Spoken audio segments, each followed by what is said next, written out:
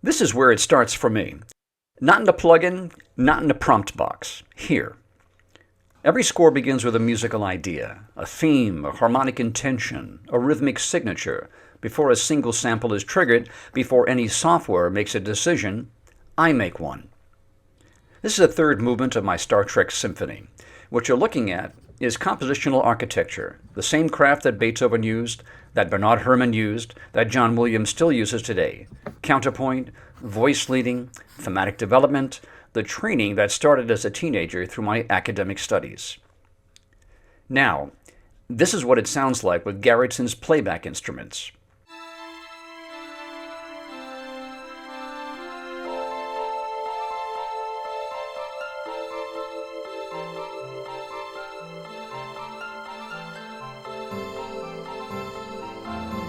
Primitive, limited, but I push the software to its full potential because this reference track is essential.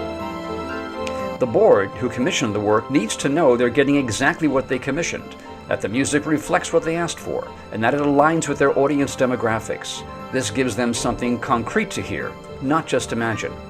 And for the conductor, it answers practical questions immediately. The length of the movements, the level of difficulty, the pacing, what they're actually going to be responsible for bringing to life on the podium. And that's why the quality of the reference matters. It has to communicate clearly and has to represent the piece honestly. But notice something. The music is already working. The emotion is already there.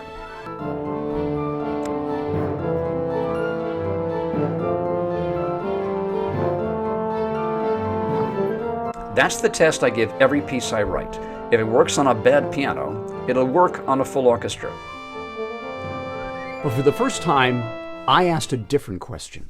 What happens when I take a piece of music like this and let technology serve it after it's been composed?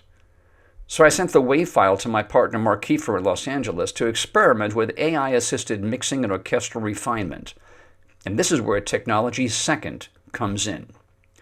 I told Mark to prompt the AI. Mix the WAV file to capture the magic of the 1960s and 70s, the golden decades of Deutsche Grammophon recordings with the Berlin Philharmonic. Under Herbert von Karajan's brilliant leadership and cutting-edge engineering, these eras developed audiophile masterpieces like the Brahms symphonies and Beethoven's cycles.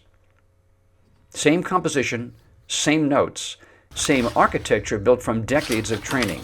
But now, listen to what happens when technology serves the craft.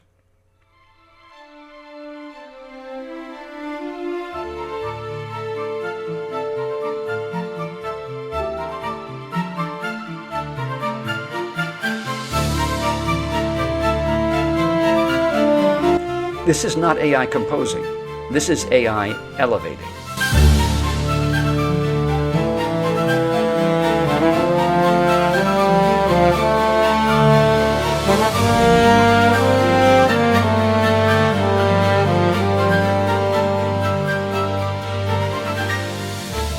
Now, there are limitations.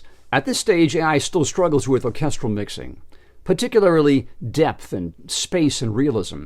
For example, I prompted, mix this like a 1940s Deutsche Grammophon recording with the Berlin Philharmonic. It can't fully achieve that, but what's remarkable is how much closer it gets. The clarity improves, the balance tightens, and occasionally it even introduces harmonic variations that are surprisingly interesting.